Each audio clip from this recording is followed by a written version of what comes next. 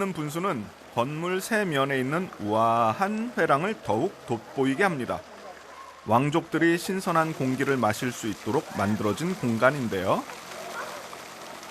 이제는 시민들의 휴식처로 더 사랑받고 있습니다.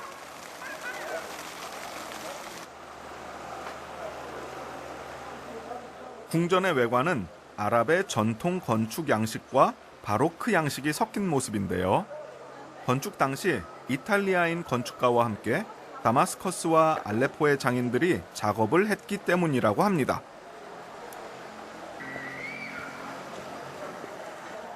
궁에서 가장 화려한 장소는 왕족들의 전용 공간이었던 다르 엘 하림입니다. 강요와 장관들을 위한 응접실은 빛의 벽이라 일컬어지는 스테인드 글래스로 장식했는데요. 창을 통해 들어오는 빛이 은은하고도 환상적인 분위기를 자아냅니다.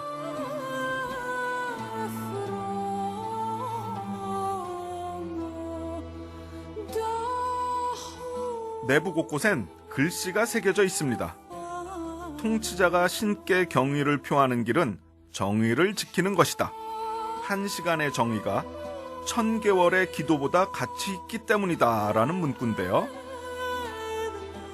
정교하게 세공된 장식과 어우러진 이 아름다운 글씨들은 당시 귀족들의 신조를 새긴 것이라고 합니다.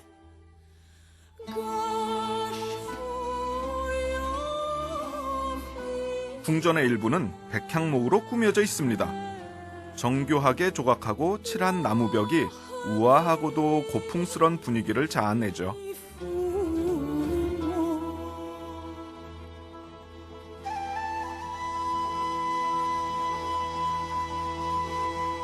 특히 여름에 시원하도록 천연 에어컨 기능이 있는 방이 눈에 띄는데요. 이는 공주가 사용하던 접견실이었다고 합니다. 대리석 위로 끊임없이 흐르는 물이 공기를 차갑게 식혀주는 거죠.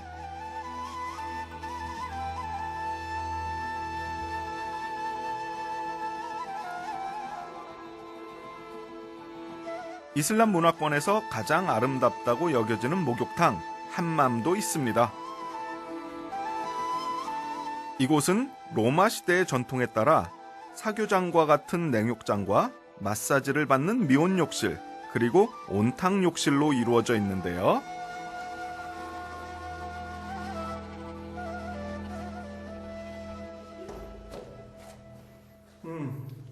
그 옛날 터키식 욕조예요. 되게 깊죠? 물 딱 이렇게 찰랑찰랑하게 해놓고, 아, 시원하다. 아니 여기 계단도 있으니까요. 이렇게 딱, 시원하다. 됐다. 따뜻한 물, 찬물. 중요한 거는 벗어야 합니다.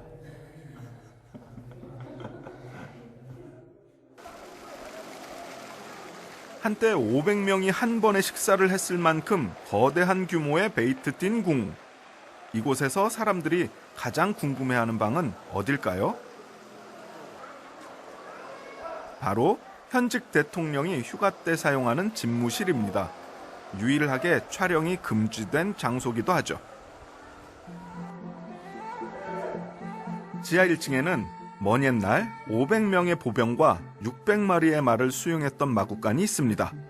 근래 들어선 깨끗하게 복구돼 전혀 다른 용도로 쓰이고 있다는데요. 모자이크 전시가 그것입니다. 작품에 적힌 그리스 문자로 보아 대부분 5세기에서 6세기 것으로 추정된다는데요.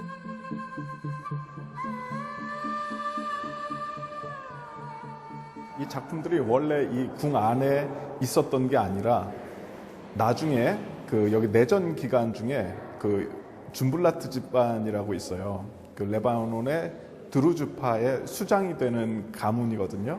그 가문에서 이 주변에 있었던 여러 모자이크 작품들을 이제 보호하는 차원에서 이쪽에다 갖다 모아두기 시작을 했던 거죠. 그걸 지금 전시하고 있는 거예요.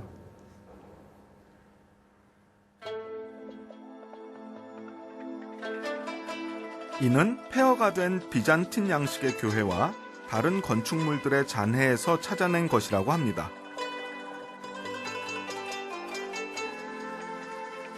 수천 년을 자라는 백향목처럼 각자의 세월을 품은 공간과 작품들이 그윽한 향기를 뿜어내는 곳.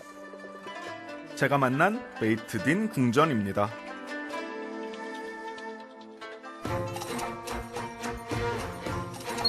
백향목의 향기를 뒤로하고 떠난 길. 이번엔 카나로 향해 봅니다.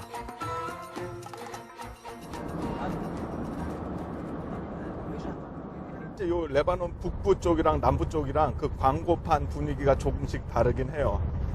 아무래도 그 베이루트 북쪽으로는 훨씬 더 자유로운 분위기가 있거든요. 왜냐하면은 그 기독교인들이 그 지역에 많이 분포하고 있기 때문에 그렇고, 또 남부 쪽은 그 이제 쉬아파 무슬림들이 또 자리를 많이 하고 있어서 조금 더 보수적인 모습을 볼 수 있어요. 레바논의 고속도로에서는 질비한 광고판을 보는 것만으로도 지루하지가 않을 정도입니다. 특히 다른 곳에선 보기 힘든 물담배 광고판도 줄줄이 눈에 띄는데요. 광고판의 행렬이 잦아들 때쯤 도착한 그곳, 카나 마을입니다. 레바논은 이슬람교를 국교로 채택하지 않은 유일한 아랍 국가입니다. 인구의 약 55%가 이슬람교, 43%는 기독교를 믿는 다종교 국가인데요. 카나는 기독교 성지로 유명한 곳입니다.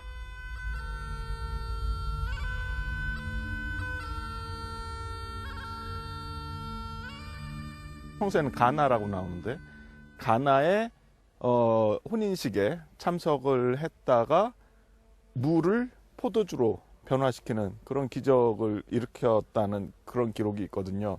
근데 이 주변, 특히 레바논 사람들은 그 성서에 나오는 가나가 바로 이곳 까나일 것이다라고 얘기를 하고 있고, 실제로 강력하게 믿고 있고요. 그리고 여러 가지 증거들이 있다고 얘기를 합니다.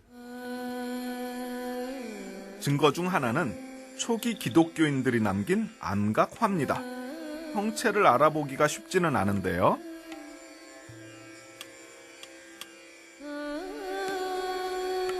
성서에는 예수가 가나의 혼인잔치에서 어머니 마리아의 요청으로 6개 돌 항아리의 물을 포도주로 바꾸는 기적을 행했다는 이야기가 나옵니다.